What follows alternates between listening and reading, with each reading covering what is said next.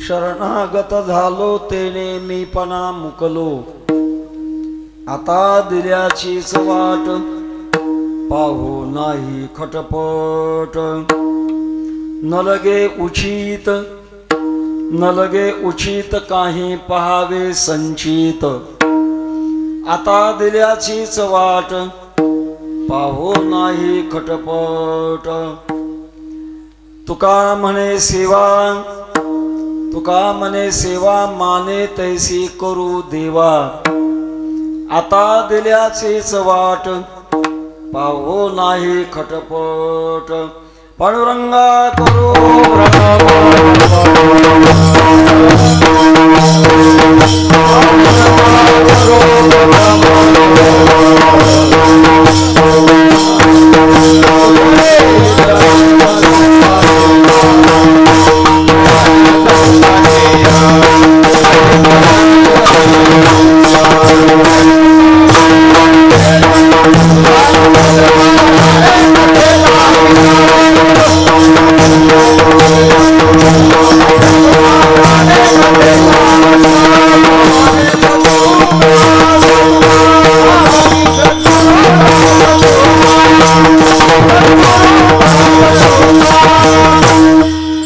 जयांचे केलिया स्मरण होय सकळ विद्यांचे अधिकरण. हे वंदो श्री चरण श्री गुरूंचे ते नमस्कारून आता. काय माझी वाणी मानेल संतांचे रंजवू चित्तासे आपलिया. माझी वाणी तुझे वर्णी गुणनाम ऐसे देई प्रेम काही कळा. मस्तक हे पायावरी या वार करी संतांच्या. अतुलित बलधामं हेमशैलावदेहं धनुजवन कृशानं ज्ञानिनामग्रगण्यं. सकल गुणनिधानं वानराणामधीशं रघुपति प्रियभक्तं वातजातं नमामि. समचरण सरोजं सान्द्रनीलाम्बुधाभं जगन्निहितपाणिं मण्डनं मण्डनानां.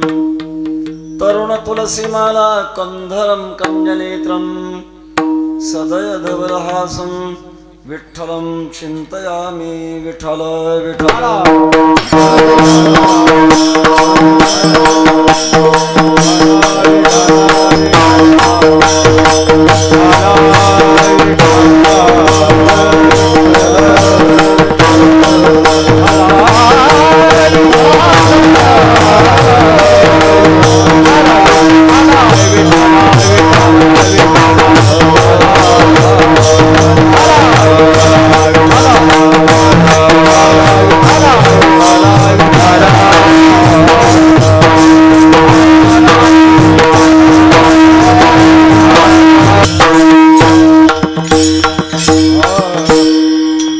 शरणागत झालो तेने मीपणा मुकलो, आता दिल्याचीच वाट पाहो नाही खटपट. अनंत कृपा सागर भगवत पूज्यपाद जगदुद्धारक जगद्गुरु श्री तुकोबाराय. उपस्थित संत महंत भाविक सज्जन माता भगिनी बालक बालिका टाळकरी मृदंग वादक चोपडा बाबा सर्वांना अंतःकरण वंदन करून प्रस्तुत ठिकाणी सौभाग्यवती हरिभक्तीपरायणा शोभाताई पांडुरंगराव डोंपे यांच्या सेवापूर्ती गौरवाच्या निमित्ताने श्रीमद भागवत कथा ज्ञानयज्ञाने अखंड हरिनाम सोहळा या ठिकाणी प्रारंभित झालेला आहे. आजचं तिसऱ्या दिवसाचं चिंतन आहे. मला असं वाटतं या किन गावामध्ये भक्ती क्षेत्राच्या दृष्टीतला हा एक मोठा इतिहास आहे. इतिहास त्याला म्हणतात जो पूर्व काळात घडलेला नसतो आणि ज्याची गरज आहे ते जेव्हा घडतं त्याचं नाव आहे इतिहास. इतिहास शब्दामध्ये तीन शब्द एकत्र आलेले आहेत. इति, इह आणि आस. इति म्हणजे असे, इह म्हणजे या ठिकाणी, आस म्हणजे घडले, असे या ठिकाणी घडले, त्याला म्हणतात इतिहास. एक प्रकारच्या भक्ती क्षेत्रातला हा इतिहास आहे. ज्याच्या अंतःकरणामध्ये भगवंताच्या सेवेचा भाव आहे, अशी व्यक्ती जेव्हा प्रपंचामध्ये कधी दुःखामध्ये असते तर कधी सुखामध्ये असते. प्रसंग सुखदुःखाचे असतात पण वृत्ती मात्र परमात्म्याची चिटकलेली असते. महाराजांचं एक सुंदर प्रमाण आहे, विठ्ठल सुखा विठ्ठल दुःखा तुकया मुखा विठ्ठल. वास्तविक सामान्य माणसाचा प्रकार असा आहे, सुखामध्ये माणसं परमात्म्याला विसरतात, दुःखामध्ये आठवतात. सुख में सब कोई सुमिरन न करे, दुख में करे ना कोई. बलहारी ज्या दुःख की पल पल नाम रटाय. दुःखामध्ये भगवान परमात्म्याचं चिंतन मनुष्य करतो, सुखात करत नाही. पण सुख दुःखामध्ये भगवंताचं चिंतन करणं हे भगवत भक्ताच्या जीवनाची कसोटी आहे. या दृष्टिकोनातून आज या ठिकाणी हा जो सोहळा चालू आहे, या सोहळ्यामध्ये श्रीमद भागवत कथा ज्ञानेद्य प्रवक्ते भागवताचार्य अनंत महाराज बेलापूरकर आहेत आणि अखंड हरिनाम उत्सव चालू आहे बेलगावकर. तेव्हा या उत्सवात आपण आज तिसऱ्या दिवसाच्या चिंतन सेवा करत असताना जेव्हा बैठकीतून उठलो तेव्हा मनामध्ये असं वाटत होतं की कोणत्या अभंगाचं चिंतन करावं. विषय नेमका माहीत नव्हता. बरेच अभंग डोक्यातून येत जात होते, पण या अभंगाच्या शेवटच्या चरणानं असं आलं लक्षात की अभंग या ठिकाणी उचित आहे. कारण समयो जाना बलते नाना बलते थे. कोणत्या प्रसंगामध्ये काय करावं, कोणतं चिंतन करावं याची देखील मर्यादा आपल्याला शास्त्राने घालून दिलेली आहे. आणि त्या दृष्टिकोनातून अभंगाचं चिंतन मांडण्याकरता आपण या अभंगाला स्वीकारलेलं आहे. जगद्गुरु तुकोबाराय आपल्या जीवनातला एक प्रकार मांडत असताना आपण विद्यमान काळात कोणत्या अवस्थेमध्ये आहोत याचं चिंतन या अभंगामध्ये करतायत. माणसाच्या जीवनाचा अभ्यास जर केला तर माणसाच्या जीवनामध्ये दोन वृत्ती दिसतात, एक प्रवृत्ती आणि दुसरी निवृत्ती. वृत्ती त्याला म्हणतात आपल्या आत असणारा जे अंतःकरण चतुष्ट आहे ते जेव्हा कार्यान्वित होतं त्याचं नाव आहे वृत्ती. आणि त्याचे दोन प्रकार आहेत, प्रवृत्त जीवन आणि निवृत्त जीवन. प्रवृत्त म्हणजे सुरू होणे आणि निवृत्त म्हणजे थांबणे. जीवदशेमध्ये जीवात्मा जेव्हा अनादी कालापासून प्रवृत्त झालेला आहे पण त्याला निवृत्त अवस्था मात्र प्राप्त होत नाही. प्रवृत्त निवृत्त या दोन गोष्टी आपल्या जीवनाच्या अविभाज्य आहेत. 100% मनुष्य प्रवृत्तीत राहत नाही आणि 100% मनुष्य निवृत्तीत राहत नाही. निवृत्ती प्रवृत्ती दोन्ही प्रकार आहेत. आपण साधा व्यवहार घ्या, आपण चालायला लागलो, चालत असताना प्रवृत्ती आहे आणि निवृत्ती आहे. पाय उचलला की प्रवृत्ती आणि टेकवला की निवृत्ती. चालायचं असलं तर प्रवृत्ती निवृत्तीशिवाय मनुष्य चालत नाही. दोन्ही गोष्टी आहेत. आता हे मृदंग वाजवणारे वाजवतात, प्रशांत महाराज हे महाराज, पण वाजवताना तुमच्याकडे प्रवृत्ती आणि निवृत्ती आहे. जेव्हा हात उचलता तेव्हा निवृत्ती आणि आघात करता तेव्हा प्रवृत्ती. हात न उचलता वाजवा बरं, जमल का? नाही. निवृत्ती पाहिजे आणि प्रवृत्तीही पाहिजे. मी आपल्यापुढे या अभंगावर काही माझे मोडके तोडके विचार आपल्यापुढे मांडणार आहे. मांडत असताना मी जे बोलतोय या बोलण्यामध्ये सुद्धा प्रवृत्ती आणि निवृत्ती आहे.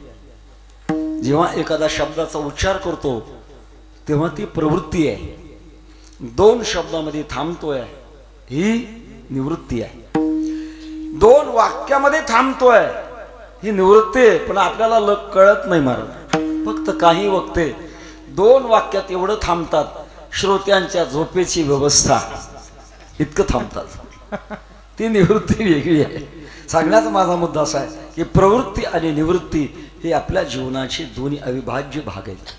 पण या दोघांना मात्र आठवलं पाहिजे. जगद्गुरु तुकोबारांचं उतरले चांग रसायन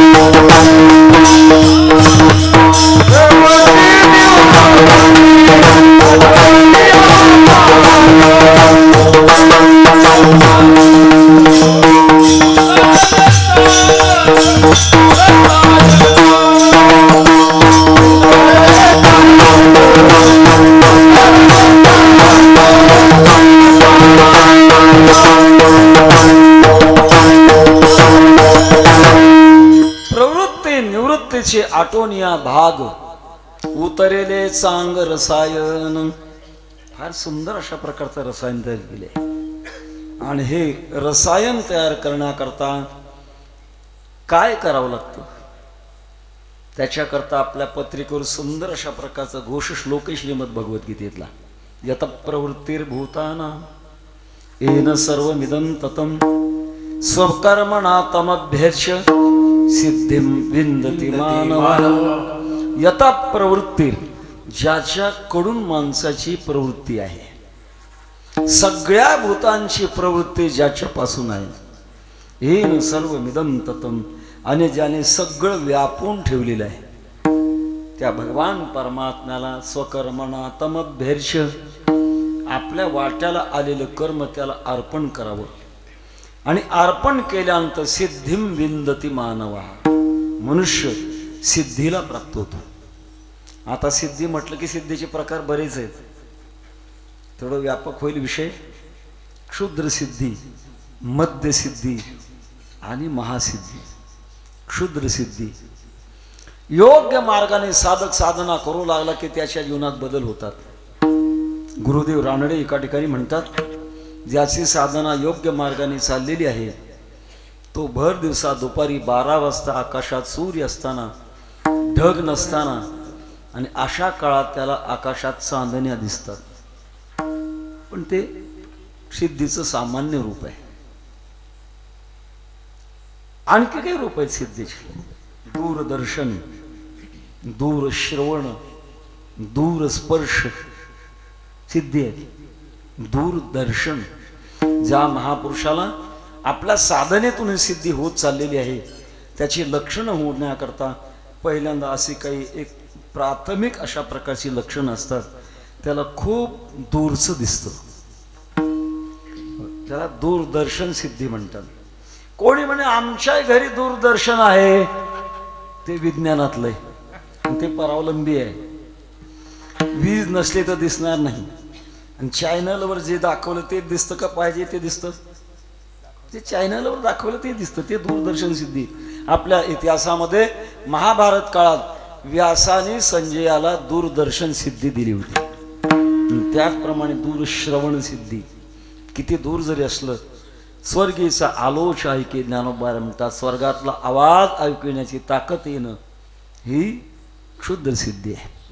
दूरस्पर्श, किती दूर जरी असलं तर स्पर्श करता येणं, याचं नाव आहे दूरस्पर्श सिद्धी. छोटासा इतिहास आहे.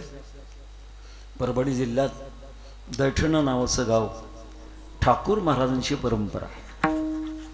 आणि त्या ठाकूर महाराजांच्या परंपरेमध्ये निवृत्ती महाराज ठाकूर एक महापुरुष होऊन गेले, ज्याने आमच्या पंजोबाला माळ घातली. आणि तेथपासून आमच्या वंशामध्ये मुलगा जन्माला आला की आई 5व्या दिवशी माळ टाकते, म्हणून आम्ही दीक्षेच्या बाबतीमध्ये ठाकूर महाराजांची परंपरा मानतो. मग त्यांचा एक थोडासा इतिहास आहे. प्रवासात असताना अंबाजोगाई जो मोरेवाडी नावाचं छोटंसं गाव आहे, आता दोन्ही एक झालंय, त्या मोरेवाडीला त्यांचा मुक्काम होता. आणि भाविकांनी आग्रह धरला, महाराज कीर्तन करा. निवृत्ती महाराज कीर्तन करण्याकरता उभे राहिले आणि अर्ध्या कीर्तनात आपलं धोतर हातात धरून चोळून सोडून दिलं. शून्य श्रोत्यांनी पाहिलं, काय भानगडे, हातात धोतर धरून चोळून सोडून दिलं, ही काही सवय आहे का? कारण कीर्तन करायच्या बऱ्याच सवयी आहेत.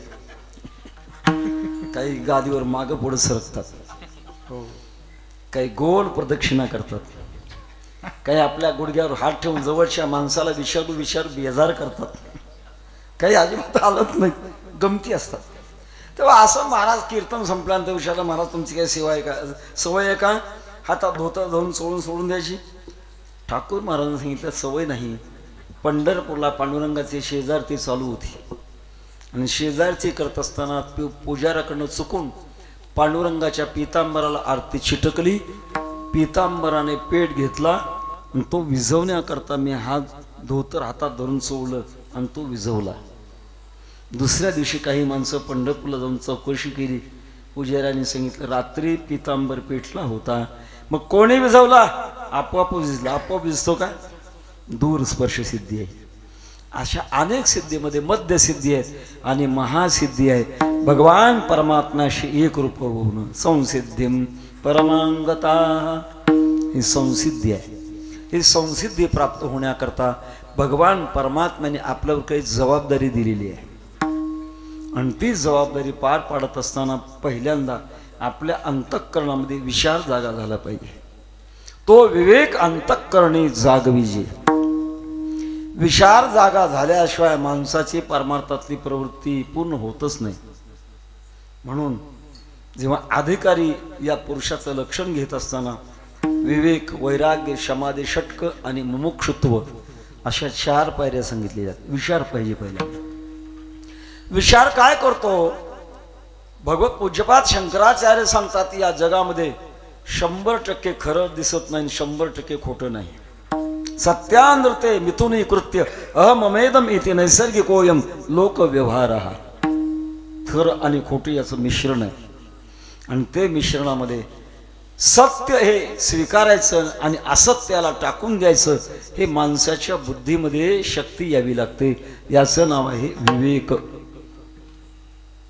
सारासार विचारिता भ्रांती ते पाही असारता, सारत स्वभावतः नित्य जाणे मंथोने नवनेता तैसे भी आनंद.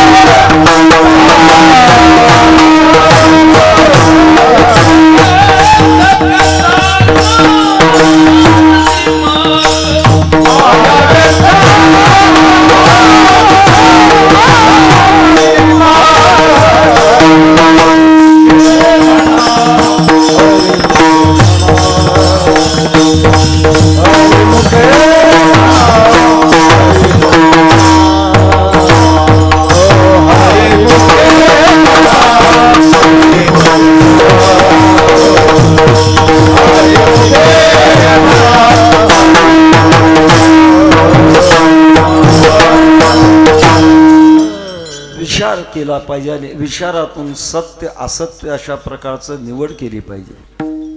कारण प्रपंचामध्ये दोन्ही आहे. असत्याला अधिष्ठान आहे सत्याचं. सत्य गेले भोळ्यावरी अविद्येची चाली थोरी, खरं हे लपलं गेलं आणि खोटं बाहेर आलं. सगळ्या जगाच्या बाबतीत अधिष्ठान जर आपण पाहिलं तर सत्य जो परमात्मा या सगळ्या जगाचं अधिष्ठान आहे. पण त्याला स्वीकारत असताना असत्य माया कल्पित असणारं हे द्वैत आहे. हे द्वैत मात्र आपल्याला परमात्म्याकडे जाऊ देत नाही, याच्यातच रममाण करवतं. एक सुंदर श्लोक आहे. आपादरमणीषु भोगेष्वेवं विचारवान नानुरज्यत किंत्वेतान दोष दृष्ट्या जिहासती. शहाणा माणूस याच्यात रममाण होत नाही.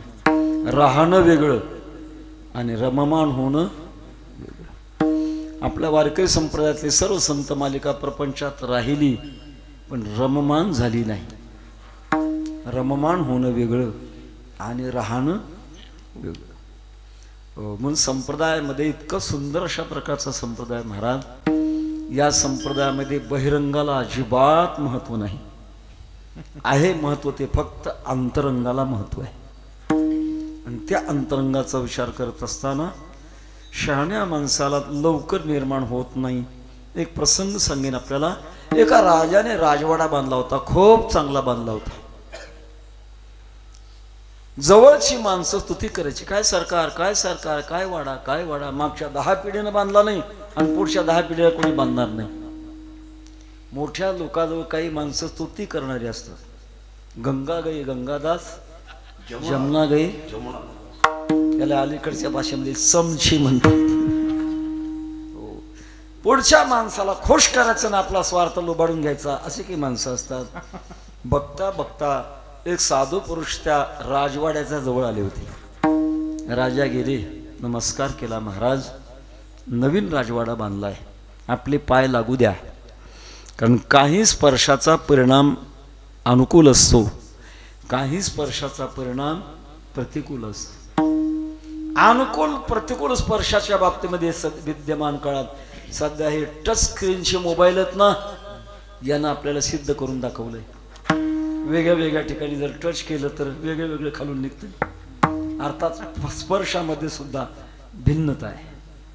आपल्याला इतिहासामध्ये माहीत आहे, जेव्हा भगवान प्रभू रामचंद्रांच्या बाबतीमध्ये आणि राजा दशरथाने आरसा पाहिला आणि कानाजवळचा एक केस पांढरा पाहिला.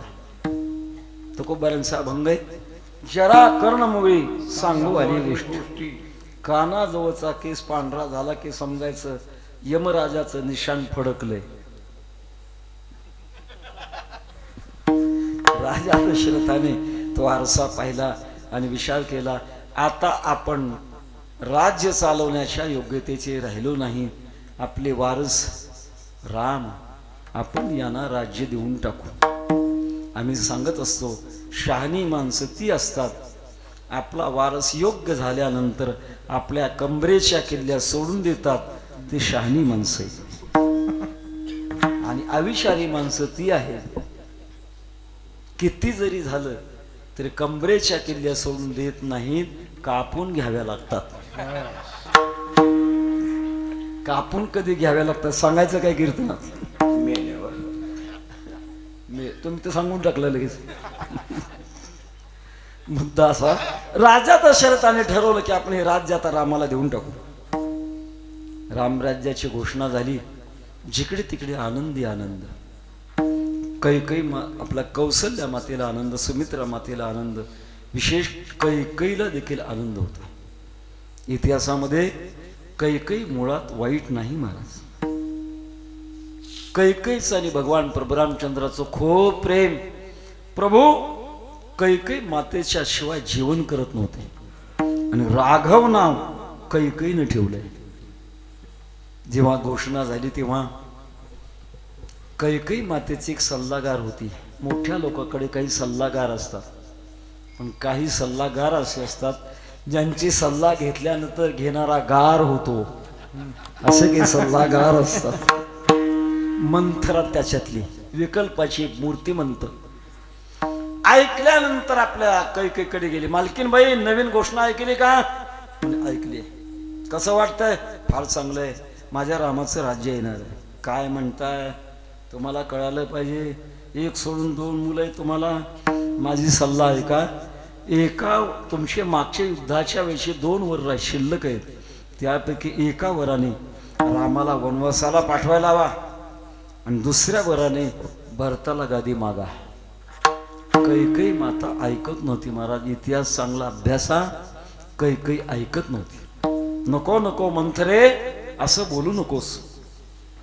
सगळं प्रयोग करून पाहिल्यानंतर मंथरा विचार करू लागली, एवढं चांगलं तुम्हाला सल्ला देते पण तुम्ही ऐकत नाही. आता एकच काम करणार, मी तुम्हाला फक्त आलिंगन देणार. मंथरीने कैकईला आलिंगन दिलं. करंटचं वायर बिगर करंटच्या वायरला चिटकवल्यावर काय होतं? इकडचा करंट तिकडे जातो. तसं मंथरेच्या मनातला विकल्प कैकईच्या मनामध्ये घुसला. कैकई क्रोधागारामध्ये जाऊन बसली आणि पुढं काय झालं? रामायण झालं. काय झालं सांगतो एवढ्या करता की स्पर्शाचा परिणाम आहे महाराज. तेव्हा या महाराज आपला अनुकूल स्पर्श आहे, आमच्या राजवाड्याला पाय लागू द्या. साधू महाराज गेले. राजाने सगळा राजवाडा दाखवला आणि दाखवणं झाल्यानंतर बैठकीत बसल्यानंतर विचारलं, महाराज कसा वाटला राजवाडा? बरा आहे का? काही दोष आहे? साधू महाराज हे निर्भीड असतात महाराज. विरक्तस्य तृणम जगत नाही भिडभाड तुका म्हणे सानाथ हो. वैद्याने रोग्याची भीड धारण करू नये आणि वैज्ञानिक अर्थात डॉक्टरने जर रोग्याची भीड धारण केली तर रोग्याला मरावं लागेल. डॉक्टर निर्भीड पाहिजे. तसं समाजाचे डॉक्टर म्हणजे संत असतात ते निर्भीड असतात. येऊ तर रागे येते ते तुका म्हणे सत्य सांगे येऊ तर रागे येते ते. साधू महाराजांना विचारलं विरक्तस्य तृणम जगत. आमचे स्वानंद सुकन्यासी गुरुनाम गुरु सद्गुरु जोग महाराज यांना कोल्हापूरला शाहू महाराजांनी कीर्तन करण्याकरता बोलवलं दरबारामध्ये. जोग महाराज गेले, विना घेऊन उभे राहिले, भजन सुरू झालं आणि शाहू महाराजांना बसण्याकरता एक गादी टाकली होती.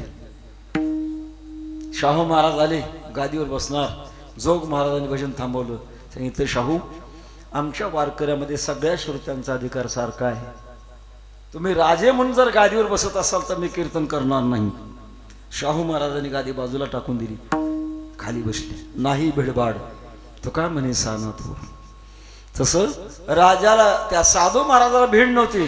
राजा विचारतात महाराज काही दोष असले तर सांगा, राहिले असले तर. साधू महाराज म्हणाले अरे राजा तू दुरुस्त करू शकत नाही ते दोष. सांगा बरं माहित असायला काय बिघडलंय? साधूने सांगितले बघा एक फार मोठा दोष आहे. म्हणजे काय? कालांतराने हा राजवाडा पडणार आहे. काही इमारती पडतात कालांतराने. पूर्वीच्या काळात मोठे मोठे सरदार सुभेदार पाटील यांना गड्या होत्या गड्या राहण्याकरता. आता गड्या राहिल्या नाहीत, गड्या गडगडल्या. भविष्य काळामध्ये एक दिवस असा उजळणार आहे की त्यावेळेला हा राजवाडा पडणार आहे. हा पहिला दोष आहे. आणि दुसरा दोष असा आहे एक दिवस असा उजाडणार आहे की त्या दिवशी तुम्हाला या राजवाड्यातून कायमचं बाहेर काढणार आहे. दुसरा दोष सांगण्याचा माझा मुद्दा असा, सूक्ष्मदर्शी माणूस संसारात गुण पाहत नाही, तो दोष पाहतो. आणि दोष पाहिल्यानंतर तो रममाण होत नाही. ही संस्पर्शजा भोगा दुःखयोनय एवते आद्यंतवंत कौंते न तेषु रमते बुधा. शहाणे माणसं याच्यात रममाण होत नाहीत, राहतील याचा उपयोग करतील आणि आपल्या जीवनातील पूर्ण अशा प्रकारची शांती प्राप्त करण्याकरता प्रयत्न करतील. असा प्रयत्नाला लागत असताना पहिल्यांदा एक महत्वाची गोष्ट आहे, त्याचं नाव आहे पुरुषार्थ. कशाला म्हणतात पुरुषार्थ?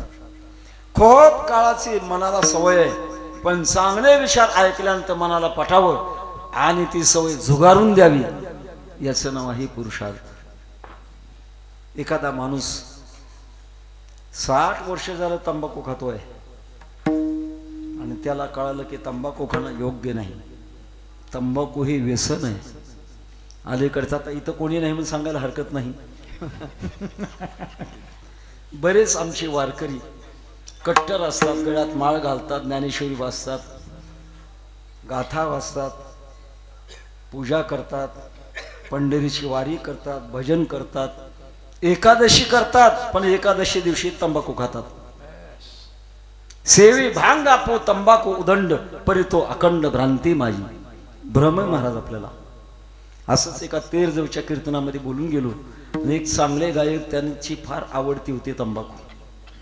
सगळे त्यांच्याकडे बघून हसायला लागले. माझं लक्ष गेलं आणि गेल्यानंतर त्याने खिशातली तंबाखू पिशवी काढून फेकून दिली. पांडुरंगाच्या शपथ आता हात लावणार नाही. याला म्हणतात पुरुषार्थ. जी सवय अनेक जन्माची आहे पण एका क्षणात फेकून देणं, तिचं नाव आहे पुरुषार्थ. आपल्या इतिहासामध्ये वाल्या कोळ्याचं पूर्वीचं नाव होतं रत्नाकर. वाटमारीचा धंदा. एक प्रसंग असा आला की नारद महर्षी त्या रस्त्याने आलेले आणि नारदावर मारण्याकरता कुऱ्हाड उगारली. उगारल्यानंतर नारद म्हणतात थांब. शब्दात ताकद आहे महाराज. थांब आतापर्यंत कोण म्हणलं नसेल का, पण हे थांबले नव्हते. या शब्दामध्ये शक्ती होती. थांब म्हटलं म्हणतात थांब. का रे एवढं पाप करतोस, पण या पापामध्ये वाटेकरी कोणी आहे का तुझ्या? काय महाराज काय म्हणताय? वाटेकरी? घरचे माझे पत्नी आहे, मुलं आहेत, सगळे आहेत ना वाटेकरी. अरे सुख आहे. आपला इतिहास माहिती आहे. घरी गेल्यानंतर सगळ्यांना विचारलं, सगळ्यांनी सांगितलं आम्हाला जगवण्याची जबाबदारी तुमची आहे. तुम्ही पुण्य करून जगवा का पाप करून जगवा आम्हाला ते माहीत नाही. आम्ही तुमच्या पापामध्ये सहभागी नाही. आणि मग आल्यानंतर पश्चाताप झाला. आणि पश्चाताप झाल्यानंतर नारदानी राम राम म्हणायला सांगितलं. म्हणता येत नव्हतं, रामा रामा म्हणत होता. आणि परिणाम असा झाला, त्या नामचिंतनाने इतका तो रंगला, अंगाभोवती वारूळ चढलं. संस्कृत भाषेमध्ये वारुळाला वल्मी म्हणतात.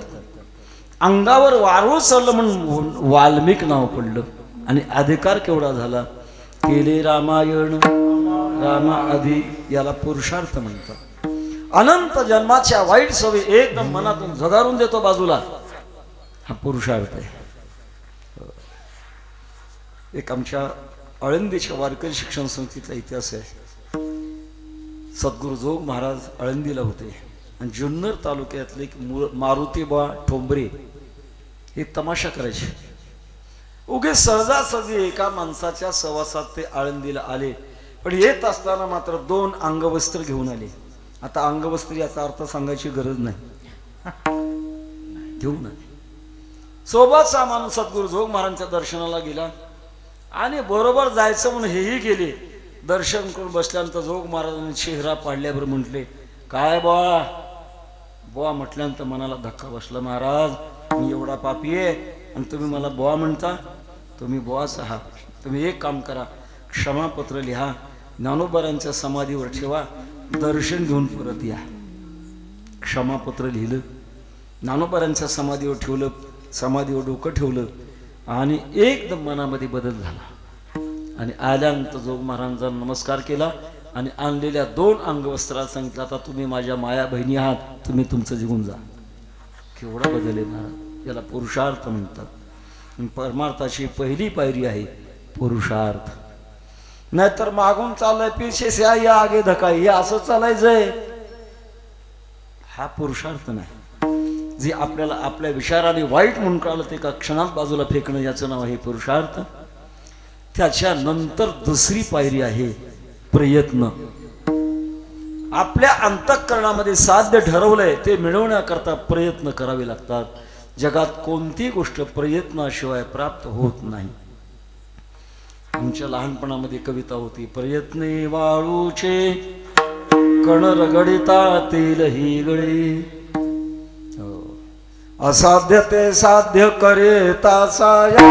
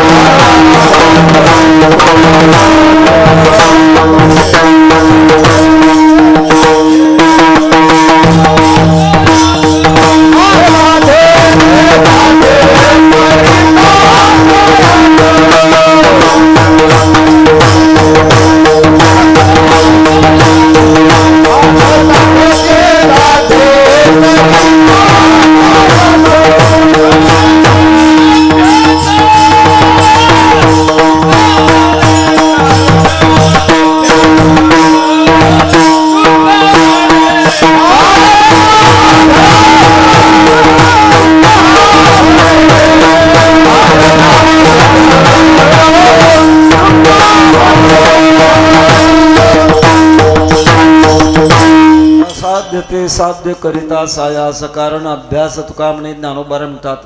विषकी आहारी पडे समुद्री पायवाट जोडे, एकी वाद ब्रह्म थोकडे अभ्यासे केले. म्हणून अभ्यासासी काही सर्वता दुष्कर नाही, या लागी माझ्या ठाई अभ्यासी मिळे. अभ्यास अत्यंत महत्वाचा आहे. ओले मुळा भेदे खडकाचे अंग अभ्यासाची सांग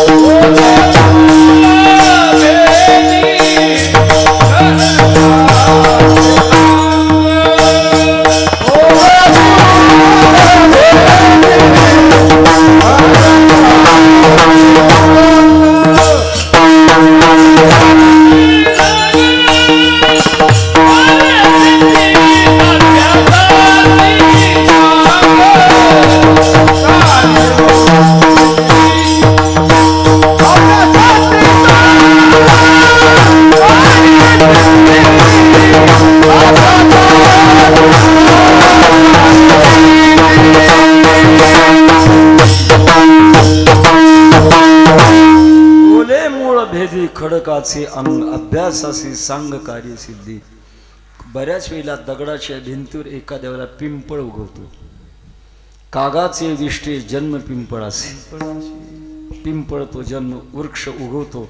हळूहळू हळूहळू त्याच्या मुळ्या त्या दगडाला भेदन करत राहतात, कारण त्याचा प्रयत्न चालू आहे. असा प्रयत्न अत्यंत महत्वाचा आहे. एक इतिहास आहे. दाता भवतिवाना वक्ता दश सहस्रीषु दाता भवतिवानवा. 10,000 एखादा वक्ता असतो. एक जगामध्ये एक प्रसिद्ध वक्ता झाला. बालपणापासून त्याच्या मनामध्ये एक अशा प्रकारची प्रतिज्ञा होती की मी जगप्रसिद्ध वक्ता होईल. पण 2 दोष होते. पहिला दोष, तो बोलत असताना बोबडा बोलायचा. तो तर बोबडा बोलायचा. मनामध्ये ठरवलं की आता हे बोबडं बोलणं आपण बंद करूया. त्याने 2 काचाच्या गोठ्या घ्यायच्या, गालाच्या आतून बसवायच्या, एकांतामध्ये जायचं, पुढे दगड ठेवायची. दगड ही माणसं समजायची. तासना तास त्याच्या पुढे बोलायचं. बघता बघता बघता बघता तोंडात गोट्या न ठेवताना सुद्धा बोबडं बोलणं बंद झालं. पण दुसरा एक दोष होता. तो बोलायला लागला की त्याचे खांदे खालवर व्हायचे. खांदे खालवर झाले की समाज हसायचा, कारण समाजाचं लक्ष वक्त्याच्या अभिनयाकडे असतं. हसायचा समाज, वाईट वाटायचं. मानेने मग ठरवलं हेही मी बंद करणार. त्याने 2 नागव्या तरवारी घेतल्या. शेतामध्ये एक झाड होतं, त्याला आडवी फांदी होती. त्या आडव्या फांदीला त्या तरवारी अशा बांधायच्या आणि असं उंचीनं उभारायचं. खांदे वर आलं की तरवार चिटकावी. बघता बघता धाकाधाकाने खांदे खालवर होणं बंद झालं. बोबडंही बंद झालं. खांदे खालवर होणं बंद झालं. तो जगप्रसिद्ध वक्ता झाला. त्याचं नाव आईन्स्टीन. काय होत नाही मनात प्रयत्नाने. मग परमार्थाच्या दृष्टिकोनातून प्रयत्न अत्यंत आवश्यक आहे. 6व्या अध्यायामध्ये भगवान म्हणतात प्रयत्नाद्यत माणूस तू योगी संशुद्ध केल्बिषः. आपल्या प्रयत्नाच्या द्वारेच माणूस मोठेपणाला प्राप्त होत असतो. जगद्गुरु तुकोबाराय ज्यांनी आपल्या जीवनामध्ये जगातला सगळा सारासार विचार केला आणि सारासार विचार करून भगवान परमात्म्याच्या प्रसन्नतेला, अर्थात प्रवृत्ती जीवनालाच निवृत्ती जीवनाचा बदल कसा होईल हे महत्वाची गोष्ट आहे महाराज. प्रपंच सोडणं अवघड नाही. क्रियात्मक प्रपंच सोडणं वेगळं आहे आणि वृत्त्यात्मक प्रपंच सोडणं वेगळं. क्रियात्मक प्रपंच सोडणं सोपं आहे. ज्याला वैताग झाला ती माणसं संसारातून बाजूला जातात. वैताग म्हणजे कुठेतरी मनाच्या विरोधात गोष्ट घडली की बाजूला निघून जातात. पण वृत्तीतून प्रपंचातला भाग सोडणं हे त्याहीपेक्षा श्रेष्ठ आहे. आमचे गुरुवर एक दृष्टांत सांगायचे. एक पर्वकाळ होता आणि त्या पर्वकाळाला अनेक भाविकांनी गंगेच्या घाटावर स्नान केलेले होते. 1 महिन्यानंतर एक संन्यासी म्हणजे निरुपाय संन्यासी, म्हणजे नारी मरी घर संपत्ती नासी, मुंड मुंडाए भय संन्यासी. सगळ्यातून वजाबाकी झाली, संन्यासी झाले. असे संन्यासी स्नान करण्याकरता आले. गंगेमध्ये उतरले, स्नान केलं, सूर्याला अर्घ्य प्रदान केलं आणि आपल्या अंगाभोवती प्रदक्षिणा करत असताना घाटाकडे तोंड वळलं. आणि गंमत अशी होती, त्या घाटातल्या 2 दगडाच्या फटीमध्ये सोन्याची अंगठी चमकली. तिच्यात हिरा बसवलेला होता. चमकदार अंगठी पाहिल्यानंतर विचार केला, आता काय करायचं. आपण संन्यास घेतला आणि संन्याशाने धातूला स्पर्श करायचा नाही. कमीत कमी या घाटावर धुणं धुणारा धोबी त्याला आपण घ्यायला लावू. धोब्याला बोलवलं, ए बाबा इकडे ये. का महाराज, त्या 2 दगडाच्या फटीमध्ये चमकणारा दिसतंय ना. मग महाराज म्हणणं काय, अरे घे, हिऱ्याची अंगठी आहे ती, कितीतरी मूल्यवान आहे, घे म्हटल्यानंतर तो धोबी मोठमोठ्याने रडायला लागला. संन्यासी भावना कळे ना, मी काही शिवी दिली नाही, शाप दिला नाही, पाण्यातून काही चावलं नाही, का बरं रडतो. असे भांडणाऱ्या माणसाला आणि रडणाऱ्या माणसाला थांबवायचं जर असेल तर अजिबात प्रतिकार करू नका. माझं वाक्य लक्षात आलं असेल. भांडणाऱ्या माणसाला थांबवायचं असेल तर अजिबात प्रतिकार करू नका. तृण नाही ते पडिला दावाग्नी, जाय तो आपस. भांडणारा माणूस बडबड बडबड करतो, तो विचार करतो आपण एवढं याला शिव्या देतो, मग काही बोलत नाही, शांत होतो. तसं रडणाऱ्या माणसाला सुद्धा शांत करायचं असेल, काहीच म्हणू नका, व शांत बसा. थोड्या वेळात आपोआप ते शांत बसतं. आणि रडणाऱ्या माणसाला रडू नको म्हटलं की दुप्पट अवसान येतं, जास्त रडतं. संन्याशी भाऊ शांत थांबलेली होती आणि थोड्याच वेळात त्या धोब्याचं रडणं थांबलं. संन्याशी भाऊने विचारलं, का रे बाबा, का रडलास. महाराज वाईट वाटलं. काय वाईट वाटलं. अहो तुम्ही संन्यासी, 1 महिना झालं मी ती अंगठी पाहतोय, पण अंगठी घेण्याची मला इच्छा झाली नाही आणि तुमच्या मनामध्ये इच्छा झाली, हे वाईट वाटलं म्हणून रडलो. आता ठरवा धोबी कोण आणि संन्यासी कोण. सांगण्याचा एक तरी तसा हे वृत्तीतला प्रकार आहे. आणि अशी वृत्ती बनण्याकरता प्रवृत्तीची निवृत्ती झाली पाहिजे. बाहेरची निवृत्ती कामाची नाही, त्यातली आतली निवृत्ती झाली पाहिजे. आणि आतली अवस्था निवृत्त होण्याकरता प्रयत्न करावे लागतात. जगद्गुरु तुकोबारा म्हणतात, मी प्रयत्न केला. तो अभंगाच्या पहिल्या चरणामध्ये सांगतात, शरणागत झालो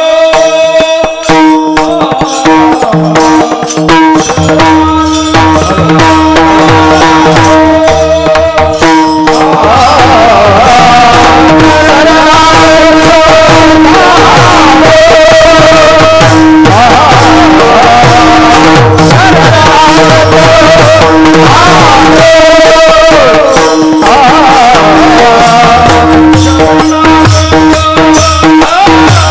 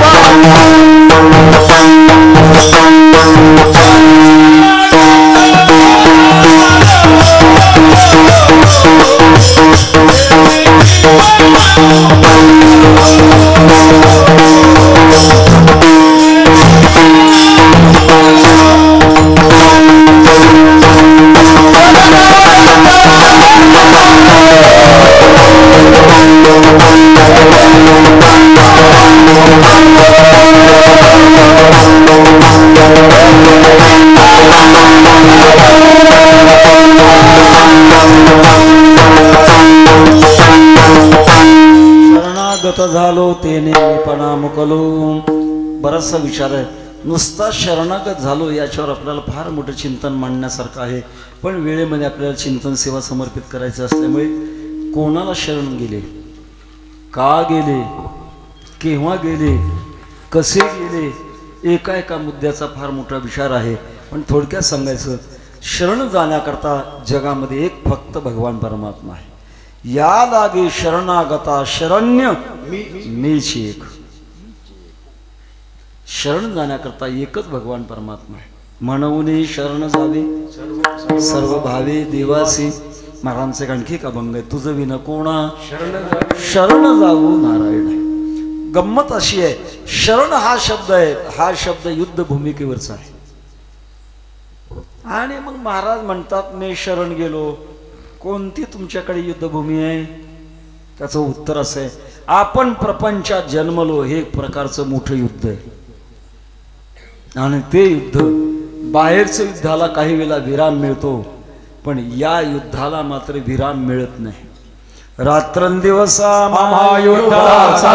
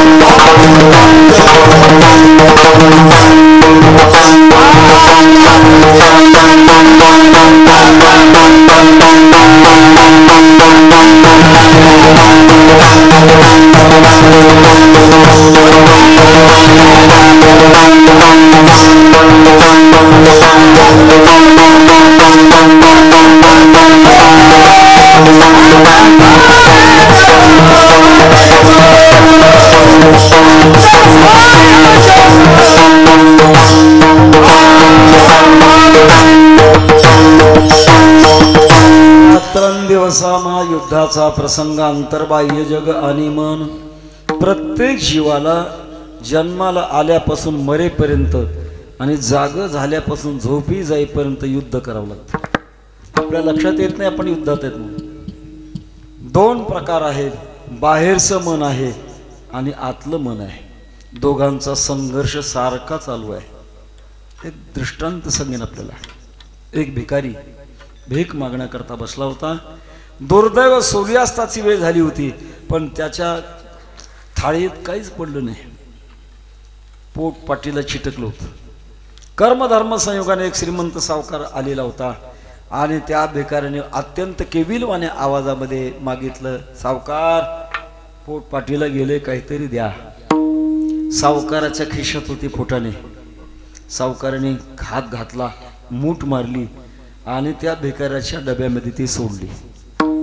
भिकाऱ्याने आपलं त्या डब्याचं टोपण लावलं. विचार केला, ठिकाणावर जाऊन हातपाय धुवून एवढेच फुटाणे खाऊ आणि पाणी पिऊन रात्र काढू. घरी तो ठिकाणावर गेला. हातपाय धुवून ते फुटाणे खाऊ लागला. खाता खाता त्या डब्यात फुटाण्याच्या शेवटी एक सोन्याचं नाणं दिसलं. आणि त्या काळात सोन्याच्या नाण्याचं चलन होतं. भिकार विचार करू लागला, सावकाराने मला फुटाणे दिले का सोन्याचं नाणं दिलं? कसं तरी ते फुटाणे खाल्ले, पाणी प्याला आणि झोपणार. तोच बाहेरचं मन आनंदी झालं. धन्य दिवस आजी झाला सोन्याचा. बाहेरचं मन आनंदी झालं. काय चांगला योग आहे, आज सोन्याचं नाणं आपल्याला मिळालं. आतलं मन म्हणू लागलं, अरे आनंदित काय होतो, या सावकारानं तुला फुटाणे खायला दिलेत, सोन्याचं नाणं दिलं नाही, तुला आनंदित होण्याचं काय कारण आहे? बाहेरचं मन म्हणू लागलं, काय बिघडलंय, राजी मर्जीनं अक्कल हुशारीनं आपल्याला जर मिळालं असलं तर ते ठेवून घ्यायला काही अडचण आहे. पुन्हा आतलं मन म्हणू लागलं, तुला माहित आहे का, चूक भूल देणे घेणे. आतलं मन बाहेरचं मन, आतलं मन बाहेरचं मन. पूर्ण रात्र गेली, अजिबात झोप आली नाही. कसं तरी सकाळ उठून त्याने स्नान केलं आणि काल जिथे भीक मागण्याकरता बसला होता तिथे गेला. योगायोगाने तेच सावकार श्रीमंत आले. उठला आणि हातामध्ये ते सोन्याचं नाणं घेतलं आणि सांगितलं, सावकार, काल फुटाण्याबरोबर हे सोन्याचं नाणं माझ्या डब्यात आलेलं होतं. हे सोन्याचं नाणं तुमचं आहे, तुम्ही घ्या. सावकाराला आश्चर्य वाटायला लागलं. अरे या नाण्याची गरज तुला आहे, मी नाणं तुला दिलं हे मला अजूनही आठवत नाही, ठेवून का घेतलं नाही? भिकाऱ्याने उत्तर दिलं, सावकार, ज्या सोन्याच्या नाण्यानं रात्रभर मला झोप येऊ दिली नाही त्याला ठेवून कशाला घेऊ? घ्या तुमचं तुम्ही परत. रात्रभर दिवसभर माणसाच्या जीवनामध्ये दोन मन आहेत. काही वेळेला बाहेरच्या मनाचा विचार अधिक झाला, मग कदाचित ते अनितीचं जर असेल तरी माणसं अनितीकडे जातात. आणि काही वेळेला आतल्या मनाचा जोर झाला की मग मात्र आतल्या मनाच्या मागे बाहेरच्या मनाला यावं लागत असतं. नीती असू द्या, धर्म अधर्म असू द्या, याच्यामध्ये आतलं मन आणि बाहेरचं मन दोघांचं युद्ध चालतंय. चालता चालता आम्ही थकलो. या संसारामध्ये अनेक विकारांनी आम्हाला जन्मच्या जन्म अशा प्रकारचं दुःख भोगायला लावलं आणि आता आम्हाला दुसरा पर्याय सुचलेला नाही, उरत नाही. एवढ्या करता मी शरणागत झालो. मी भगवंताला शरण आलोय आणि शरण आल्यामुळे तेने मी पणा मुकलो. शरण आलेला असतो त्याच्या स्वाधीन काही नसतं. पूर्वीच्या काळात राजाचं दोन युद्ध जर झालं आणि एखादा प्रबळ असेल, एखादा जर दुर्बळ असेल, तर त्याने आपले हात बांधून घ्यायचे, दातात काडी धरायची आणि समोरच्या राजापुढे यायचं. तो आपला अहंकार सोडून देतो, प्रतिकार करायचं सोडून देतो, शरण होतो. तसं महाराज म्हणतात, माझ्याही जीवनामध्ये आता तेने मीपणा मुकलो. मीपणा म्हणजे अहंकार. आता मी माझ्या अहंकारापासून बाजूला आलो. गंमत आहे महाराज, ही अहंकार नावाची वृत्ती अत्यंत जिद्दू वृत्ती आहे. घालवण्याचा किती प्रयत्न करा अहंकाराला, जातच नाही तो. आणि अहंकाराच्या मुळे सगळ्या जीवनाचं वाटोळ जे होतं, उद्ध्वस्त होतं जीवन, ते अहंकारामुळे होतं. कोणी म्हणजे अहंकार धारण करू नये का? अहंकाराचे दोन प्रकार आहेत, मुख्य अहंकार आणि गौण अहंकार. व्यवहार कालापुरता असणारा जो अहंकार तो गौण आहे आणि मुख्य जो आहे, या देहाते म्हणे मी, पुत्रदारा धन माझे, पर हे काळाचे खाजे ऐसे, नेन तो गेला, हा मुख्य अहंकार आहे. आणि तो अहंकारच माणसाला अनंत कालपर्यंत दुःख देत असतो. अहंकार लवकर जात नाही महाराज. ज्या साधनाने अहंकार घालवला पाहिजे, गेला पाहिजे, पण गंमत अशी विचित्र आहे, त्याच साधनातून अहंकार वाढतो. थोडी गंमत सांगतो. कीर्तनात भजनात मृदंग वाजवल्यानंतर अहंकार जावा का राहावा? जावा. इथल्या कोणाचंच सांगत नाही, बाहेरच्याच सांगतो. उगं वाटतं आमच्यासारखं कोणाला वाजवता येतं. भजनात कीर्तनात चाली म्हटल्यानंतर अहंकार जावा का राहावा? इथलं कोणाचंच नाही म्हणा. उगे वाटतं आमच्यासारखं कोणाला गायन करता येतं. तिसरा प्रकार सांगतो, कीर्तन केल्यानंतर अहंकार जावा का राहावा? जायला पाहिजे. उगे आमच्यासारख्याला वाटतं आमच्यासारखे कीर्तन कोणाला करता, तुझ्यासारखी 56 गेली ना, काम करतोस तू. एक एका होणे बळी रे, अशी अवस्था असताना विनाकारण आपल्या अंतःकरणामध्ये एक वृत्ती निर्माण होते, तिचं नाव अहंकार. जगद्गुरु तुकोबारा म्हणतात, मी मात्र माझ्या जीवनातल्या अहंकारापासून बाजूला आलो. सोपं नाही महाराज. शरणागत झाल्यामुळे मी अहंकारापासून बाजूला आलो आणि बाजूला आल्यानंतर आता पुढे काय?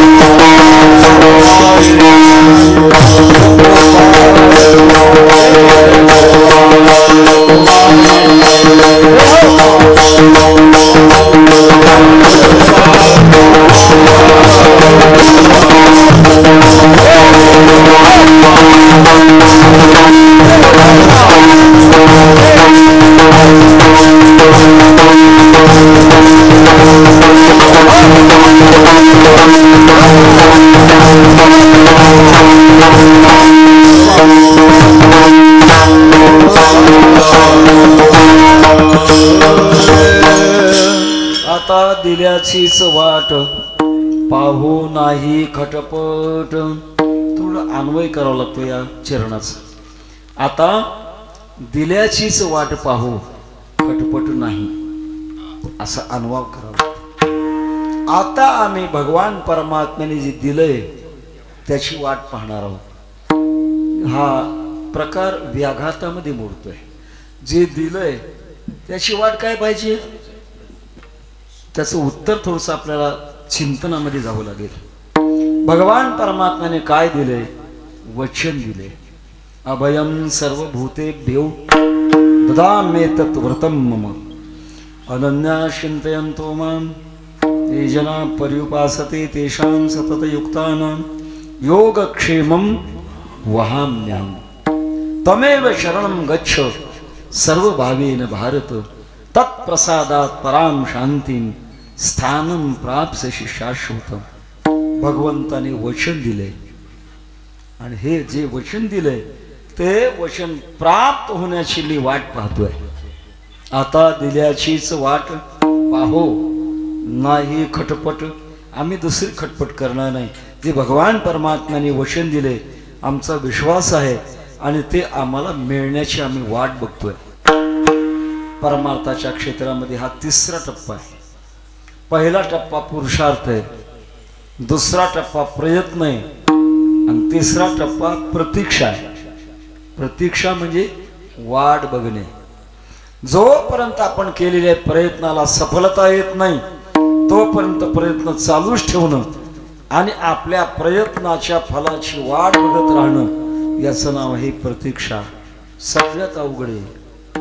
आपल्याकडे म्हण आहे, शिजेपर्यंत दम निघतो पण निवेपर्यंत दम निघत नाही. एखादं पक्वान्न शिजेपर्यंत माणसं थांबतात पण ताटात वाढल्यानंतर दम निघत नाही, लगेच चटका बसतो. वाट पाहावी लागते. कोणत्याही गोष्टीची प्राप्त काळ घडी आल्याशिवाय प्राप्ती होत नाही. तुका म्हणे येथे नचले तातडी प्राप्त काळ घडी आल्यावी. इथे योग्य वेळ यावी लागत असते आणि योग्य वेळेतच ते आपल्याला मिळत असतं. आपली गडबड चालत नाही. मराठीमध्ये म्हण आहे, पी हळद नाही जमत. जोपर्यंत आपलं दिलेलं वचन मिळत नाही तोपर्यंत आपण वाट पाहण्याची आवश्यकता आहे. महाराज म्हणतात मी वाट पाहतो. बरेच काय अभंग आहेत आपल्याकडे वाट पाहण्याची. पाहे प्रसादाची वाट द्यावे धुवून या ताट वाट पाहे बाहे निडळी ठेवून हात पंढरीच्या वाटे दृष्टी कै येता देखेन माझा मायबाप घटका दिवस बोटी देखी धरोनिया माप. असं वाट बघावी लागत असते. सगळं खरंय. तुका म्हणे यासी नचली तातडी अनुभवे गोडी येईल कळू. बघता बघता चालता चालता याचे अनुभव येतील आणि अनुभवे अनुभव अवघाची साधीला आणि मग आपली प्रगती होईल. पण सामान्य वृत्तीमध्ये गडबड सुटते. एक शास्त्राचं वाक्य आहे, कालच तावत प्रतीक्षता. योग्य काळ येईपर्यंत आपण वाट बघा, गडबड करू नका. वैकुंठवासी परमेश्वर प्राप्तास म्हणे रामसुखदासजी गंमत सांगायची. उन्हाळ्याचे दिवस आंबराईमध्ये भरपूर आंबे लागले होते पण गारपीट झाली होती, आंबे झडले होते. म्हणून आंबराईच्या मालकाने रखवालदार ठेवला. 4 वानर त्या आंबराईमध्ये आंबे खाण्याकरता आले. रखवालदाराने दगडाने पिटाळली. पळत असताना ते वानर विचार करू लागले, काय चुकलं त्याचं? जमीन त्याची, आंबा लावला त्याने, पाणी घातलं त्याने आणि आपण फुकटच आहे गेलो. एक काम करू, आपल्या मालकीचा आंबा तयार करू. मग कोण आपल्याला हाकलून देणार आहे? 4ही वानर बसले विचार करत आणि 4ही वानरांनी ठरवलं की आपण आंब्याचं झाड लावू. आणि प्रकार असा झाला, एका मोठ्या नदीच्या काठावर गेले. 4 वानराने 4 कामं वाटून घेतली. एकानं सांगितलं मी नखानं उकरून आळ तयार करतो. दुसऱ्यानं सांगितलं मी ओंजळीनं मध्ये पाणी टाकतो. तिसऱ्याने सांगितलं मी आंब्याची कोय शोधून आणतो. आणि चौथ्याने सांगितलं मी लावायचं काम करतो. 4ही वानराने 4 कामं घेतली. आळ उकरलं, पाणी टाकलं, कोय आणली, चौथ्यानं लावली आणि चारही वानर त्या आळ्याभोवती मांडी घालून बसले. कशा करता? आंबा उगवायची वाट बघायला लागली. एकमेकाला विचारू लागले कसं काय झालं. 1.25 तास होत आले अजून आंबा उगवला नाही. जमीन खराब होती का? एकाने सांगितलं अरे नदीकाठची जमीन आहे, माणसं उगवायची जमीन आहे, खराब नाही जमीन, पाणी चांगलं आहे, कोय चांगली आहे आणि लावली चांगली. एक सहस्र बुद्धी होतं. थांबा, मग सगळं जर अनुकूल आहे तर आंबा कुठपर्यंत तरी उगवलाच असेल ना, मग बघू कुठपर्यंत उगवला. उकरायला सुरुवात केली. उकरता उकरता कोय दिसली पण आंबा काही बाहेर आलेला दिसला नाही. दुसरं वानर लक्ष बुद्धी होत. त्याने सांगितलं थांबा, नक्की या कोयच्या आत कुठंतरी उगवला असेल, बघू कुठपर्यंत आला. त्याने ती कोय घेतली, दाढीमध्ये धरून कारकन फोडून बघायला लागलं कुठपर्यंत उगवला. आंबा कुठे काही 1.25 तासात उगवतो का? त्याला वाट बघावी लागते. कालेन परिपच्यन्ते कृषी गर्भादयोग्यता. तसं आपण परमार्थाची साधना करता तिचा फल येण्याकरता काही काळ वाट बघावी लागते. ही प्रतीक्षा वृत्ती आहे, ही सगळ्यात अवघड वृत्ती आहे. माणूस पुरुषार्थ करेल, प्रयत्न करेल, पण आपल्याला प्राप्त होईपर्यंत वाट बघणं ही सगळ्यात अवघड गोष्ट आहे. प्रतीक्षा म्हणतात. मोठा प्रसंग आहे रामायणातला. शबरी नावाची भिल्ल जातीची मुलगी तारुण्यात आली, लग्न जमलेलं होतं आणि रात्री उठल्यानंतर पाहते आपल्या घराभोवती पशूंची दावण पाहिली. जाऊन बापाला उठवलं, बाबा हे पशु नव्हते आतापर्यंत, कशाला आणले? बापानं सांगितलं बाळ तुझं उद्या लग्न आहे ना, लग्नामध्ये मेजवानी पाहुण्याला यांची द्यायची आहे, म्हणजे तुम्ही यांना मारणार? हा मारणार. नका नका बाबा, माझ्या एकट्याच्या भल्या करता एवढ्या पशूंना तुम्ही मारता, नका मारू. बापाने सांगितलं बाळ तुझं काय ऐकणार आहे? 4 माणसात बसल्यानंतर एखादा जर विषय निघाला, मुलीच्या लग्नात याने काय खाऊ घातलं, मला खाली बघावं, नाही ऐकणार तुझं. बाप ऐकत नाही आणि आपल्या करता इतक्या पशुची हिंसा होते. विचार केला ते लग्नच न झालेलं बरं. रात्रीतून घर सोडलं आणि मातंग ऋषीच्या आश्रमामध्ये दाखल झाले. एक मोठं झाड त्या बुंध्यामध्ये असं खोपट पडलेलं होतं, त्यात थांबायची. भल्या पाटे आश्रम झाडायचा, रांगोळ्या घालायच्या. आपण केलेली सेवा मात्र दिसू द्यायची नाही. परमार्थातलं फार मोठं वर्म आहे. आपण साधना करताय ना, झाकून करा, उघड करू नका. आणि जर उघड कराल तर आपली साधना प्रसिद्धी करता खर्च होईल. विठ्ठल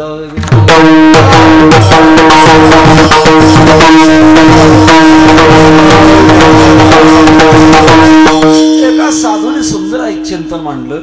भक्तराज प्रल्हादाला एवढी संकट का भोगावी लागली? भक्तराज प्रल्हाद उघड साधना करत होते. साधना झाकून करावी.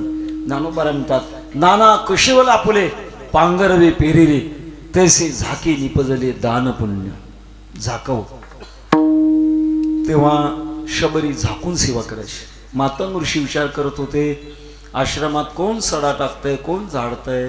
एके दिवशी मुद्दाम भल्या पहाटे दडून बसले आणि शबरी झाडत होती. जवळ गेले, कोण तो?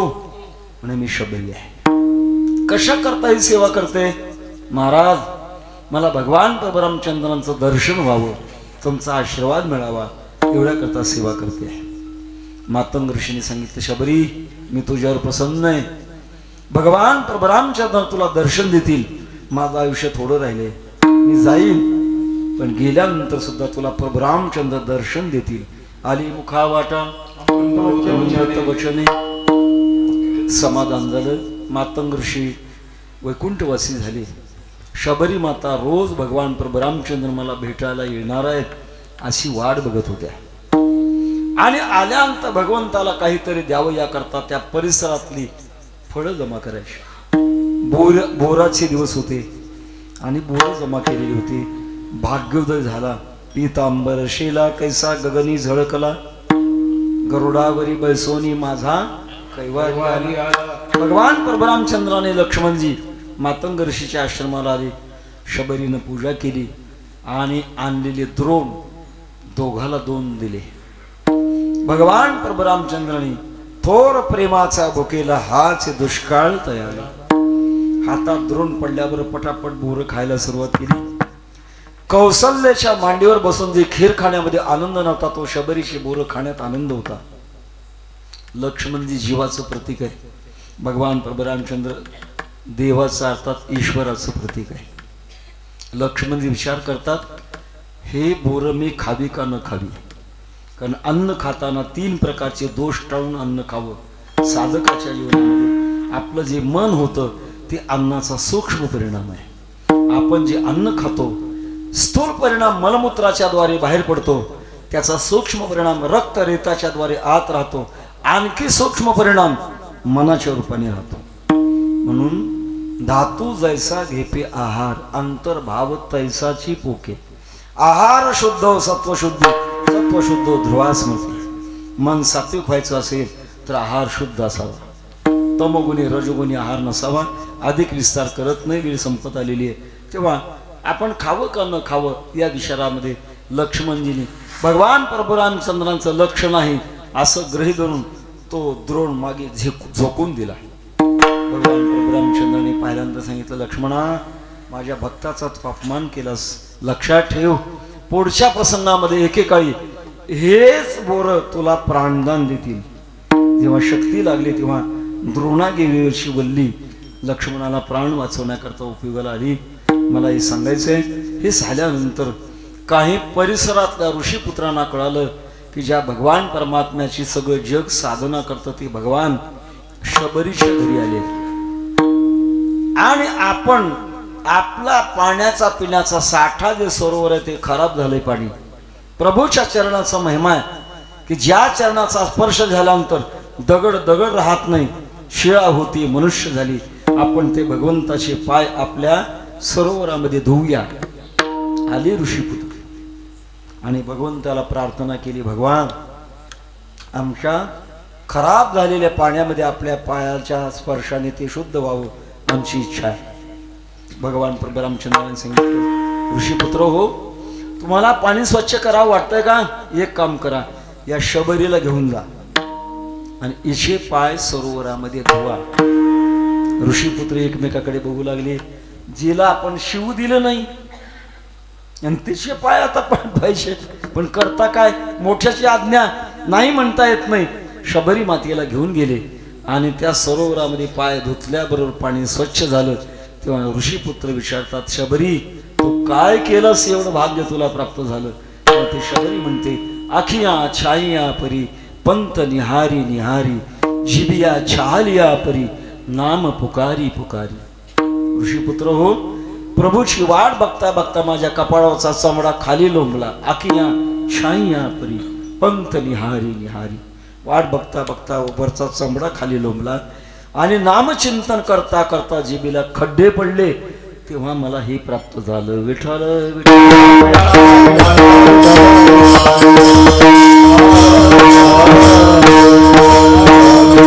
असं आहे की प्रतीक्षा वृत्ती आहे.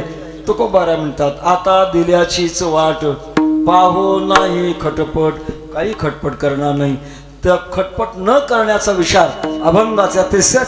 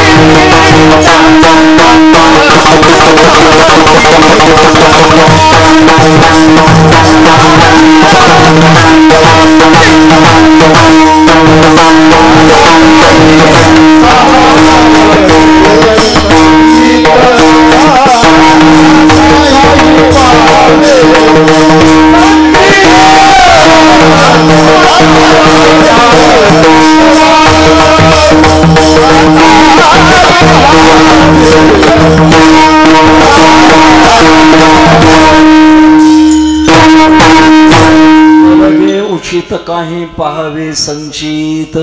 आपण माग जे साचवलंय, संचित म्हणजे साचवलेलं, ते योग्य आहे का अयोग्य आहे पाहण्याची गरजच नाही. प्रत्येकाच्या जीवनामध्ये संमिश्र कर्म घडतं. कधी चांगलं घडतं तर कधी वाईटही घडतं. आपण एवढी भाविक मंडळी या ठिकाणी आलात. कोणी पायी आला असेल, कोणी 2 चाकीने आला असेल, कोणी 4 चाकीने आला असेल.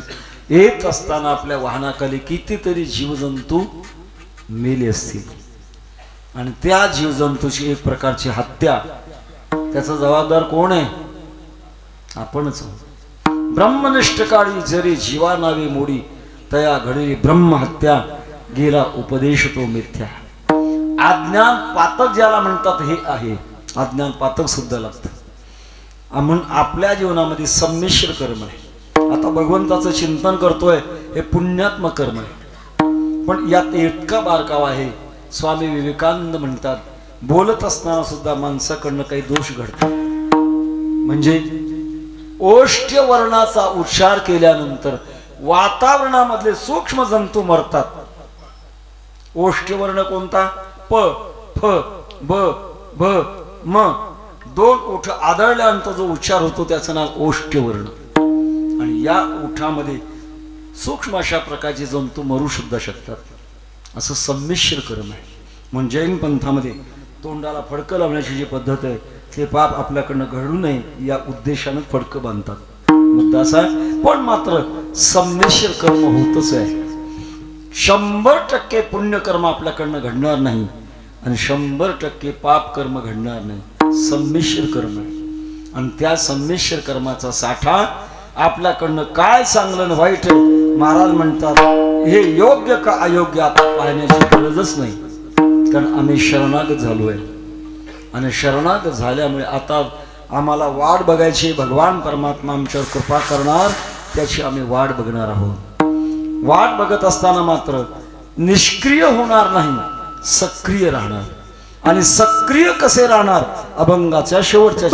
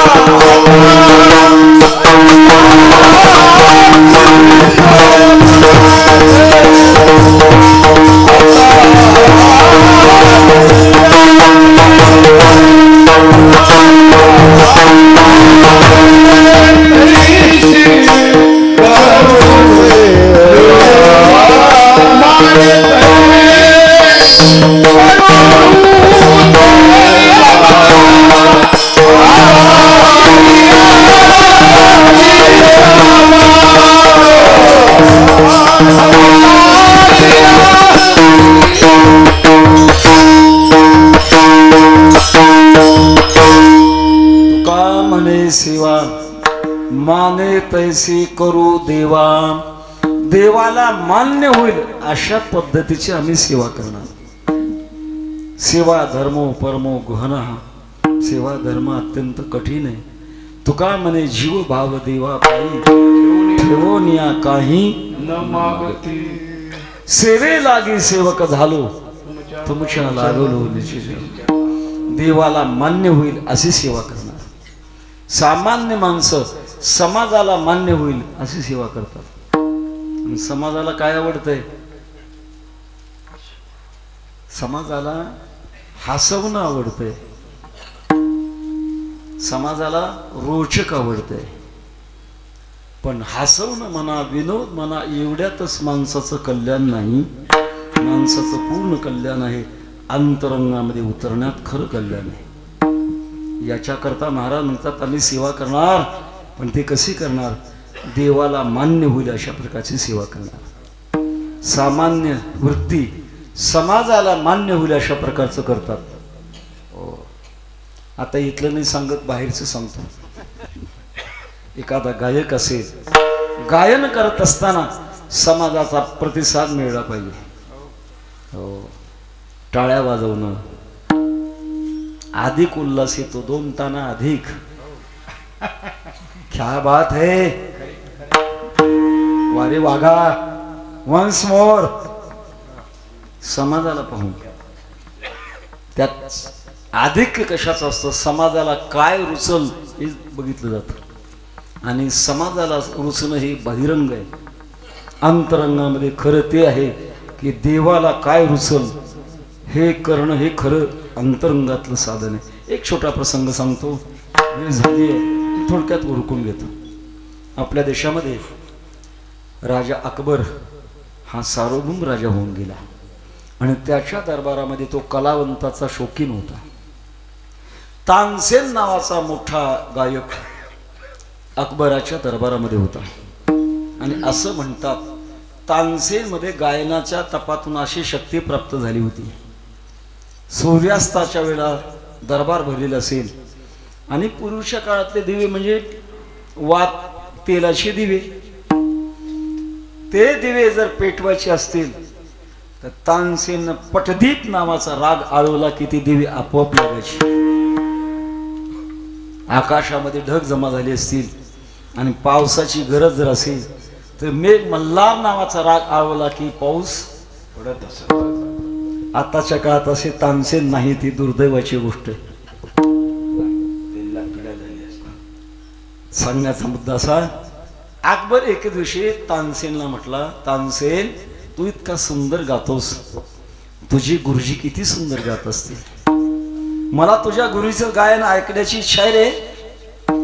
तानसेनचे गुरुजी वृंदावनचे हरिदास प्रभू, गायनातल्या संगीतातल्या जेवढ्या चीजा आहेत भगवान कृष्ण परमात्म्याच्या, त्या हरिदास प्रभूंनी आळवलेल्या आहेत.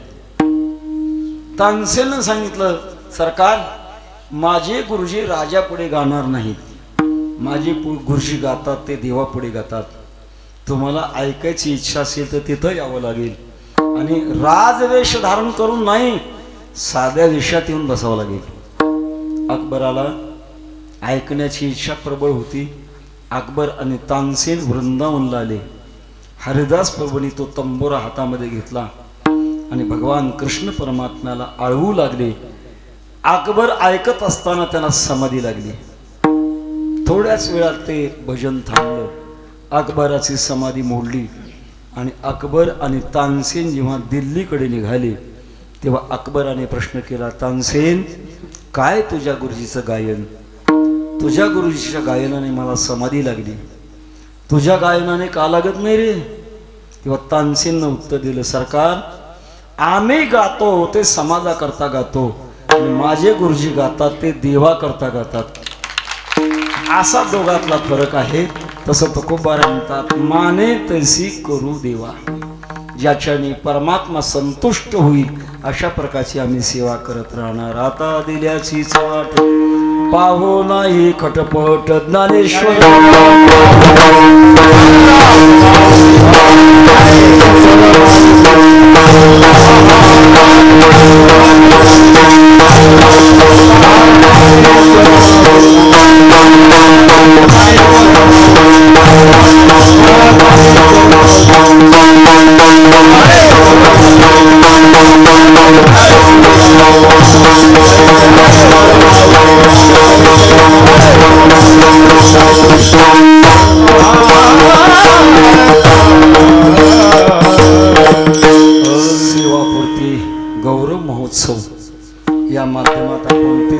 दिवसाच्या चिंतन सेवेमध्ये आहोत.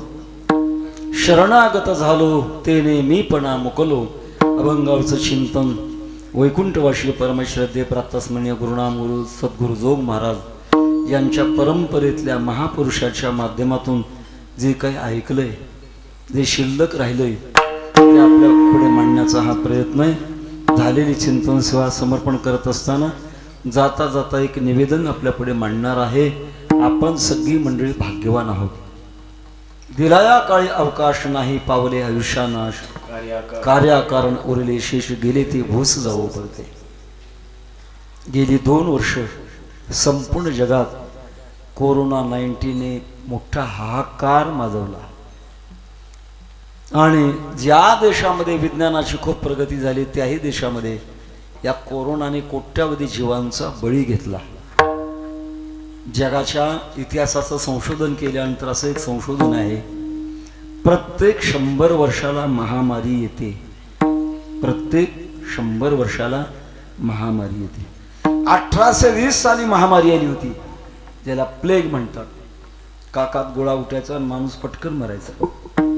त्याच्यानंतर 1920 साली महामारी आली, ज्याला कॉलरा किंवा पटकी म्हणतात. 65 वर्ष जवळजवळ ते टिकलं. मला आठवतं मी असं लहान असताना आमच्या वडिलांच्या बरोबर पंढरपूरला जायचं म्हटलं की कॉलराचं इंजेक्शन घेतल्याशिवाय मध्ये प्रवेश नव्हता. 1920 साली ती महामारी आली आणि त्याच्यानंतर बरोबर 2020ला कोरोनाची महामारी आली आहे. खूप नुकसान झाली आहे. राजकीय असेल, सामाजिक असेल, शैक्षणिक असेल, धार्मिक असेल, आर्थिक असेल, सगळ्या क्षेत्रातल्या खूप मोठ्या नुकसानी झाल्या. वारकरी संप्रदायातले चांगले चांगले कीर्तनकार गेले, मृदंग वादक गेले, गायक गेले, साधक गेले. आपण भाग्यवान आहोत, भगवंताने आपल्याला धक्का लागू दिलेला नाही. आणि वैज्ञानिकांचं म्हणणं आहे कोरोना हा स्पर्शजन्य आहे. मी आपल्याला एकच प्रश्न विचारेन, कोरोना पूर्णपणे संपला का? कुठे हेच उत्तर आहे नाही. त्या दृष्टिकोनातून आपल्या वारकरी संप्रदायाच्या नावानं खापर फुटू नये. वारकऱ्यांच्या कीर्तनाच्या माध्यमातून कोरोना पुन्हा वाढला असं वारकरी संप्रदायाच्या नावाने खापर फुटू नये. एवढ्याकरता आपल्या संप्रदायामध्ये कथा संपल्यानंतर, प्रवचन संपल्यानंतर, कीर्तन संपल्यानंतर व्यासगादीचं दर्शन घेण्याची नम्र परंपरा आहे. माझी आपली भावना आहे, आम्ही रोज एका जिल्ह्यामध्ये फिरतो महाराष्ट्रात. त्याच्यामुळे कोणाकडनं काय गबाळ आमच्याकडे आलंय कोण जाणे, तुमच्याकडे येऊ नये. एवढ्याकरता मी आपल्याला विनंती करेन, कोणीही दर्शनाचा प्रयत्न करू नये. बसलेल्या जागेवर हात जोडून मी सर्वांचं दर्शन घेतो. कृपया दर्शनाचा प्रयत्न कोणी करू नका. झालेली चिंतन सेवा तुझे देणे तुझ्या समर्पणी पायी झालो उतरा ये पांडुरंगा. शेवट चाल राहिला असेल, द्यायची असेल तर द्या कोणाला.